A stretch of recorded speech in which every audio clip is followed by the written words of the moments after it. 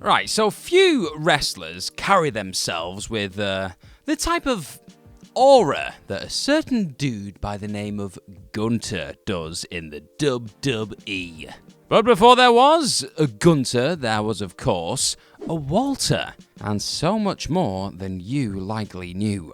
So, from green beginnings in more ways than one, to independent dominance, I am Gareth. You are watching WhatCulture Wrestling, and it is time to look at the forbidden lore of WWE's Gunther. That's right, we've got it to the second episode, yeah! So in the mid to late 2010s, the professional wrestling industry, beyond WWE, almost resembled the territory model of old. And that so many stars made their name during this time underscores, well, how badly the wider scene must repair itself. Walter was, in some ways, the modern-day Andre the Giant for a short time there. Now, of course, he was nowhere near Andre in terms of drawing power. I mean, few people ever have been, to be honest. But the way in which he booked himself definitely draws parallels. Walter was a touring final boss. No, not a touring Dwayne Johnson, just never mind. Yes, he was not quite as invincible, his leverage wasn't anywhere near close to Andre's, and he didn't have a vastly influential, controlling promoter in Vince McMahon Sr. But his brilliant self-marketing and the elite tier ability with which he backed it up earned him such a lofty comparison. And by 2018, he was one of the absolute best wrestlers in the world, like right near the top of the pile. Prior to becoming a name with a capital N in the industry, Walter developed in Germany, primarily for the top promotion Westside Extreme Wrestling. A portly young man with a cherubic face, somewhat familiar face actually, come to think of it.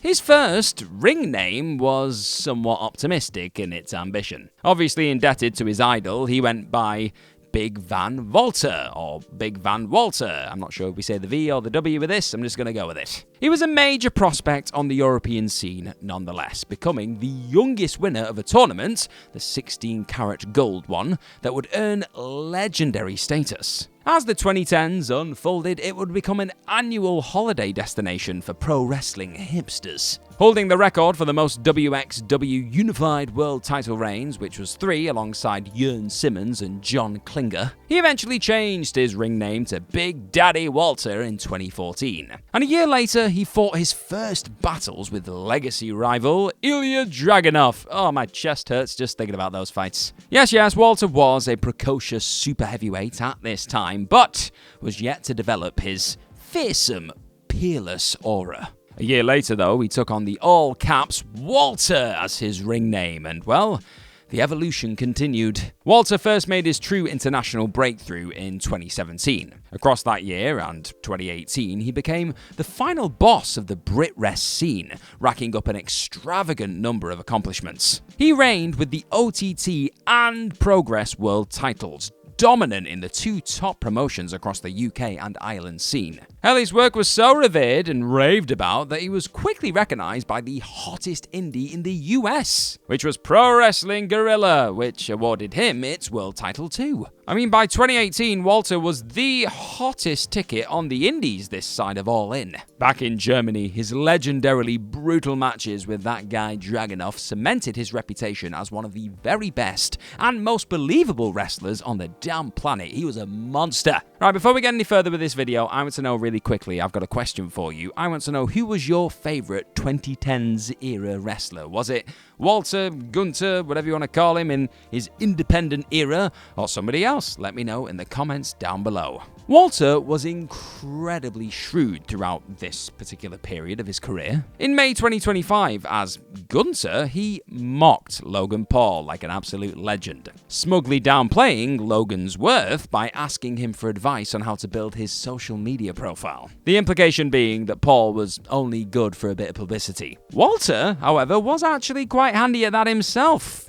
Literally. Before most people had even seen a Walter match in full, they had probably seen a still image. Walter's strike of choice and the lasting, devastating effect of it often did the rounds on Twitter and Reddit. The Walter chop became legendary. The impact sounded like a shotgun. The mark he left behind, a frequent viral sensation. I mean, there's one image of Mark Davis taken in the aftermath of Progress Chapter 63 in which Mark's chest looks like it has not been struck, but rather sliced. Others capture the perfect moment when Walter's hand is buried in the wobble of what looks like a burst pectoral muscle. The most frightening of all saw legendary masochist PCO's chest blackened by the bruising. PCO's chest, and this is not hyperbolic, resembled scorched earth here. Yeah, it's not a pretty sight, and if it's up behind me now, I'm so sorry. Walter did this in his matches to portray himself as the very best, the very stiffest super heavyweight in the game. Now, he was not necessarily interested in reducing himself to a single move, but those post-match pictures were not taken by accident either. The effect on his career and aura was transformative. Walter, like his chops, became indelible. A simple strike for anybody else, in Walter's case, was one of the best wrestling moves ever and still is. Now, of course, Walter was not simply a chop merchant. He spanned them, for sure, but the very best wrestlers know when precisely to do something. The Walter chop was almost invariably thrown at the perfect time. He'd blast his opponents into a flat back bump when they had the temerity to fire back at him. He'd blow them away rapid fire when he felt threatened, cornered. He'd distribute them methodically when taking sadistic glee during a period of control. He'd throw them with less toxic force when his arsenal of power moves had deserted him down the stretch. I mean, there was a chop for every occasion. The word perfect applies to Walter generally, really. His ability, his career path, and the timing of it. By 2018, the international wrestling scene was swarming with the AJ Styles clone, the leaner, tight-clad super worker who could execute athletically exhilarating aerial moves and sustain a breathless pace across an epic, lengthy main event match. You know the ones. This specific genre of brilliance had been normalized, and in June, by Kenny Omega, perfected. Walter could not have timed his own explosion in the indie boom any better. He set himself apart. He was a giant. He was doughy in his physique, which was a feature, not a bug. Yep, he had much in the way of weight to throw around. Walter was a very different wrestler to most. I mean, the closest thing to peak Samoa Joe, albeit with a very different sort of presence. He wasn't cool or animalistic like Joe, but calculated, domineering. But in a massively ironic development, Walter, the pure wrestler who deemed the mat so sacred that he at one point refused to contemplate heading to the cartoonishly theatrical world of US cable wrestling, found his perfect home on WWE's main roster. Who saw that coming? This absolutely stunned the wrestling world upon being announced in November 2018, even though the talk was that Walter would be posted to NXT UK and probably stay there. Many hardcores mourned the idea of a fan cast run in a New Japan Pro Wrestling G1 Climax tournament. Imagine what could have been, eh? I mean, just imagine Walter annihilating the sympathetic living legend that is Hiroshi Tanahashi. Or unsettling Kazuchika Okada as a wrestler even more dominant and composed stares him down. It didn't happen though. Nope, he went to the Fed. This felt like an imminent disaster, really, and it very nearly was. But before we go any further, chop that subscribe button for even more of these WhatCulture wrestling videos in your life. After the expected great NXT UK run, in which Walter made the grim confines of a barren, darkened studio show halfway watchable, a change in his personal circumstances softened his stance on moving to the United States. This did not go well initially though, no, and it should not have surprised Walter. In a bizarre cameo at Survivor Series 2019, he was eliminated from the Raw vs SmackDown vs NXT triple threat elimination match within 2 minutes. The booking was horrendous and spiteful. Very much an instruction for this internet darling not to get too big for his boring black boots. And what's worse, Drew McIntyre insisted upon throwing the very best chops of his career here, Drew, as if to tell Walter that the main roster already has a great working giant, thank you very much, was beyond motivated. When Walter finally made the jump to NXT proper in January 2022, which feels like a different lifetime ago now, he lost his first match, a 6-man tag against MSK and Riddle, and was used to put Bron Breakker over in a poor speed run of his Brit Wres arc. And in the midst of it all, he was almost named after a Nazi U-boat commander. Before, you'd hope anyway, NXT realised its error and dropped Stark from the whole Gunther packaging. He headed to the main roster months later and didn't actually fare as badly as one might have expected under Vince McMahon. Sure, the creative wasn't amazing, but you could say that about pretty much all of WWE at that point in time. He won a few squash matches before he was then given a then worthless Intercontinental title in a half-baked attempt to get him over. But, it didn't matter. None of it mattered. Vince McMahon resigned in disgrace in July. Paul Levesque took over the booking, and Gunther became a main character of the whole Renaissance era. A much leaner and more ripped Gunther now looked WWE ready. Usually, the wrestler buries the company device doesn't really work. The promotions end up telling on themselves and in turn telling the audience not to care. The NWO was cooler than WCW, for example, and the Death Riders nearly torpedoed fan investment in AEW before a miraculous comeback right at the end there. Gunther's loathing of WWE worked, however, because it wasn't emphasized too heavily. Gunther, who was incredible as the above-it-all, condescending prick who deemed his adversaries entertainers and clowns, actually made the audience get behind the babyfaces, and that is the whole idea of this thing, isn't it? The record-holding Intercontinental Champion, a 2-time World Heavyweight Champion,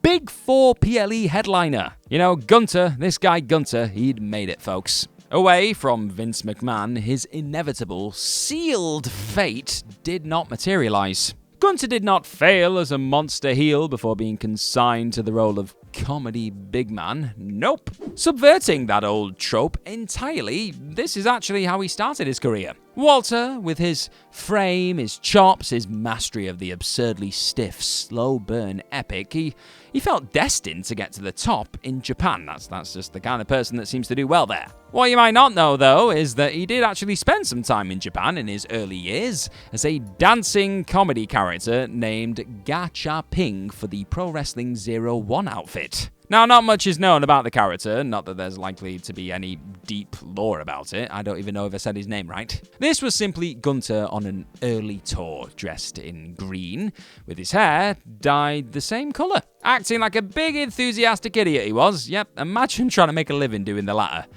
Wait a minute.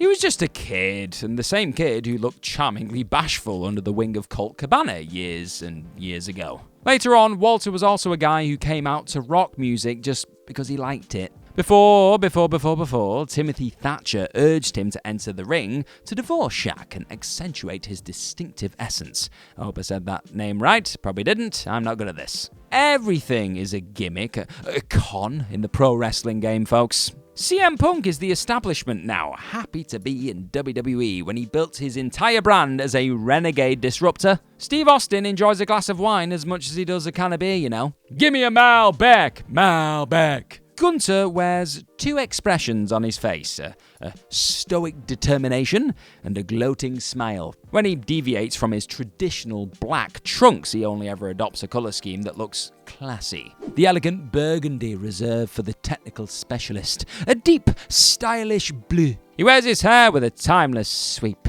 You can imagine him in his youth studying tape from Japan and refusing to socialize. He wrestles a style that would fit many glittering eras, understanding the less is more approach that just never goes out of fashion. He looks and feels like the gimmick to the ideal extent that it feels nothing like a gimmick. And yet, it is. All of it is. This is a guy who dressed up like the wrestlers he buries in 2007. That Gunther is taken as seriously as he himself takes it is the ultimate endorsement of his magnificent character work. What a worker, what a wrestler, what a general. Okay, that has been your latest episode of Forbidden Lore with myself, Gareth from WhatCulture. That was all written by the fantastic Michael Sidgwick. Go and check out the article if you've not already. And yeah, check out the other version of this that we've done already. I think it was Seth Rollins we did. That was a good time as well. And just click on all the WhatCulture Wrestling stuff. There's so much of it. You're going to have such a good time. You can get lost in hours of fantastic content. And that's, well, there's no better way to spend your YouTube journey than on us or with us. I'm going to stop talking and go away now. Bye.